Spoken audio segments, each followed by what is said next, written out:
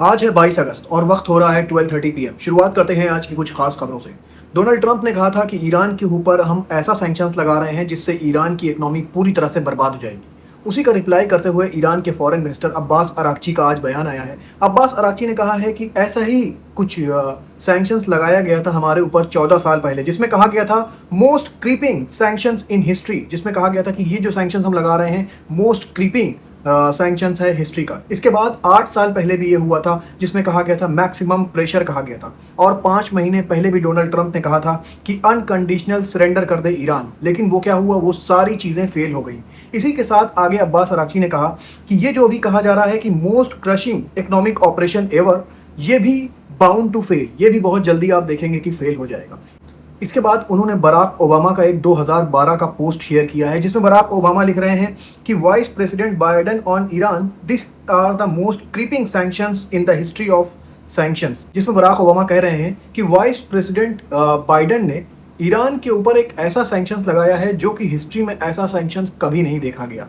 और ये पोस्ट था बाइडेन का 2012 का, जिसको ईरान ने कहा कि ये जो सैंक्शंस लगा था ये भी फेल हो गया, 8 साल पहले जो सैंक्शन लगा था वो भी फेल हो गया, और ये जो सैंक्शन लगा है ये भी आप देखेंगे कि फेल हो जाएगा। अब मैं खबर आपको इजराइल से बता दूं। इजराइल के प्राइम मिनिस्टर हैं बेंजामिन नेतन्याहू। आज उन्होंने अपनी प्रेस से बात करते हुए कहा टर्की के जो प्रेसिडेंट हैं अर्दगान, वो एंटी सेमेटिक हैं, मतलब कि वो ज्यूज से नफरत करने वाले शख्स हैं। उन्होंने कहा कि अर्दगान ने अपनी जिंदगी में बहुत सारे क्राइम्स किए हैं, जिसमें से एक है कि मैसेकर्ड कुर्द्स, उन्होंने कुर्द्स जो लड़ाके थे कुर्द्स लोगों का जेनोसाइड किया। इसके बाद नेतन्याहू ने कहा कि हमास को मदद किया टर्की ने। इसके बाद उन्होंने कहा कि कितने ही जर्नलिस्ट ऐसे हैं जो इस वक्त टर्की की जेल में बंद हैं। तो ये सब क्राइम कर चुका है टर्की, और अब टर्की चाह रहा है कि सीरिया में अपना डोमिनेंस बढ़ाए ताकि इजराइल के ऊपर अपना एग्रेशन दिखाए। तो इसी के साथ मैं आपको बता दूं ये होने वाला नहीं है, और मिडिल ईस्ट की अगर कोई रियल ताकत है, सच्ची ताकत है, तो वो है इजराइल।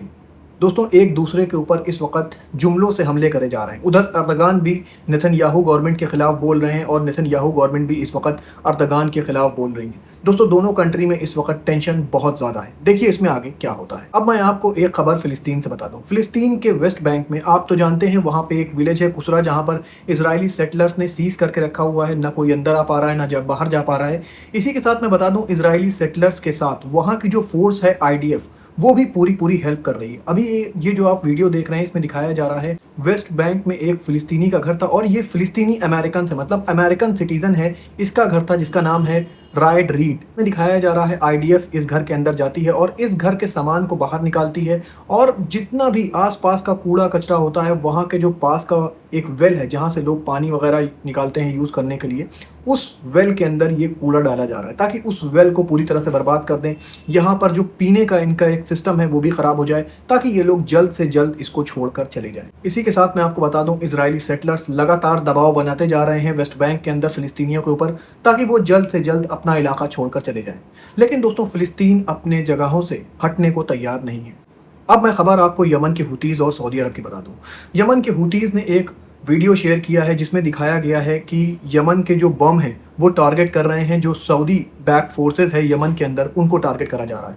दोस्तों, कई फुटेज जारी किया है यमन के हुतीज़ ने जिसमें दिखाया गया है हेक्साकॉप्टर्स बम से सऊदी बैक फोर्स के ऊपर हमला करा जा रहा है। और इस हेक्साकॉप्टर्स बम में होता क्या है कि लगभग 5 बम एक साथ हिट करते हैं टारगेट को, जिसमें टारगेट के डिस्ट्रॉय होने के चांसेस बहुत ज़्यादा होते हैं। और मैं आपको एक बार फिर बता दूं, ये हेक्साकॉप्टर्स बम जो है ये ईरान मेड है। इससे ये पता चल रहा है कि यमन के हुतीज़ की बैकडोर से पूरी तरह हेल्प कर रहा है ईरान। अब एक खबर इंडिया के महाराष्ट्र से निकल कर आ रही है। ये जो इंसिडेंट है ये छत्रपति संभाजी नगर जो हिल्स है वहाँ का है। बताया जा रहा है कि ये 19 साल का लड़का पहाड़ी के ऊपर चढ़ जाता है और वहाँ पर एक डिमांड रखता है अपनी कि उसको iPhone 17 चाहिए, जिसके बाद विलेजर्स उसको समझाते हैं। कुछ देर बाद उसके पेरेंट्स भी आ जाते हैं।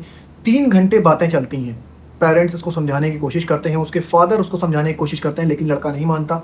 इसके बाद उसके जो फादर होते हैं उसको आगे बढ़ के खींचने की कोशिश करते हैं, जिससे क्या होता है दोनों के पैर स्लिप होते हैं और दोनों खाई के अंदर गिर जाते हैं। उसकी माँ भी वहीं पर मौजूद होती है और जब वो ये सीन देखती है तो वो भी वहाँ से कूद जाती है। ये न्यूज़ बताने का मेरा मकसद आपको ये था कि ज़िंदगी इतनी सस्ती नहीं है कि एक iPhone 17 के लिए अपनी जान दे दी जाए। लेकिन आज की जनरेशन ये सोचती है ये iPhone 17 वगैरह और महंगे महंगे गैजेट्स वगैरह यही ज़िंदगी।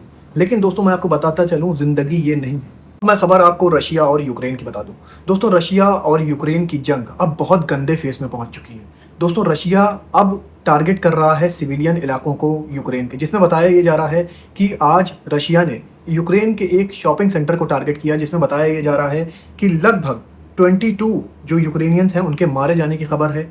100 से ज़्यादा यूक्रेनियंस जो हैं उनके घायल होने की खबर है, जिसमें बताया ये जा रहा है कि 22 बच्चे शामिल हैं। ये अटैक 2 फेज़ में होता है। पहले फेज़ में क्या होता है कि रशिया का ड्रोन अटैक इस शॉपिंग सेंटर पर होता है, उसके बाद यूक्रेन का यहाँ पर रेस्क्यू ऑपरेशन शुरू हो जाता है। लेकिन जब रेस्क्यू ऑपरेशन चल ही रहा होता है, उसके बाद दोबारा हमला कर देता है रशिया अपने ड्रोन से, जिसमें क्या होता है काफ़ी ज़्यादा जान और माल का नुकसान हुआ यूक्रेन के सिटी कीव में। इसलिए मैंने शुरुआत में कहा कि ये जंग अब बहुत गंदे फेज में पहुंच चुकी है। अब दोनों कंट्रीज एक दूसरे के सिविलियंस को टारगेट कर रही हैं। रशिया भी लगातार यूक्रेन के सिविलियन इलाकों पर टारगेट कर रहा है, जिससे क्या हो रहा है कि कंट्री के मासूम लोगों को इस जंग का खामियाजा भुगतना पड़ रहा है। अब एक खबर चाइना से निकल कर आ रही है। चाइना में दोस्तों होने वाला है ह्यूमनॉइड रोबोट का एक गेम्स। ये गेम स्टार्ट होगा 22 अगस्त से लेकर 26 अगस्त तक। उसकी प्रैक्टिस शुरू हो चुकी है। ये जो आप सारे रोबोट्स देख रहे हैं, ये जो गेम होने वाला है, ये उसी गेम की तैयारी में अभी बीजिंग आए हुए हैं। बताया ये जा रहा है इसमें कई स्पोर्ट्स होंगे, मैराथन रेस होगी, कुंग फू फाइट्स होगी, अभी कई तरह के गेम्स इस इवेंट में खेले जाएंगे। एक बार मैं आपको फिर बता दूं, ये जो गेम्स होगा बीजिंग में, ये 22 अगस्त से लेकर 26 अगस्त तक होने वाला है। दोस्तों, इसमें एक चीज़ आप देखिए, ये जो अब रोबोट्स चाइना बना रहा है, इसमें स्टेबिलिटी देखिए कितनी ज़्यादा आ गई। ये जो आपको मैं कुंफू रोबोट्स वाला दिखा रहा हूँ इवेंट, इसमें देखिए ये रोबोट एक फ्लाइंग किक मारता है और फ्लाइंग किक मारने के बाद कितना ज़्यादा स्टेबल रहता है। इससे ये पता चल रहा है कि ह्यूमनॉइड रोबोट की फील्ड में चाइना कितना ज़्यादा आगे बढ़ता जा रहा है। अब मैं आपको वेदर रिपोर्ट बता दूँ। दोस्तों, बताया ये जा रहा है कि अल नीनो दिन ब दिन स्ट्रांग होता जा रहा है। ये जो आप अभी दुनिया भर में देख रहे हैं, कहीं टॉर्नेडो आ रहा है, कहीं बारिश बहुत ज़्यादा हो रही है, कहीं फ्लड आ रही है, तो ये अल नीनो का ही इफेक्ट है। और बताया ये जा रहा है 2027 सबसे ज़्यादा ड्राइएस्ट ईयर रहेगा। मतलब कि उस साल बारिश बहुत ही कम होगी और जितने भी हमारे फूड आइटम्स हैं आप देखेंगे वो स्काई रॉकेट हो जाएंगे। दोस्तों, ये अल नीनो का जो इफेक्ट है, बताया ये जा रहा है कि जितने लोग इस वक्त दुनिया में मौजूद हैं उन्होंने अपनी ज़िंदगी में ऐसा इवेंट नहीं देखा होगा जो आने वाला है। और ये 2027 में बताया ये जा रहा है कि बहुत ज़्यादा स्ट्रॉन्ग हो जाएगा। देखिए दोस्तों, इसमें क्या होता है मैं आपको बताता चलूँ। लंदन में गर्मी बहुत शिद्दत के साथ पड़ रही है। इस मौसम में इंग्लैंड की जो एग्रीकल्चर फील्ड थी, जो ग्रीन दिखाई देती थी, अब वो पूरी तरह से सूखी दिखाई दे रही है। और ये सारा इफेक्ट बताया ये जा रहा है कि अल नीनो की वजह से हो रहा है। ऐसे ही खबरें लेकर मैं आपके पास आता रहूँगा। अपना बहुत ख्याल रखिए और मुझे भी अपनी दुआओं में याद रखिए।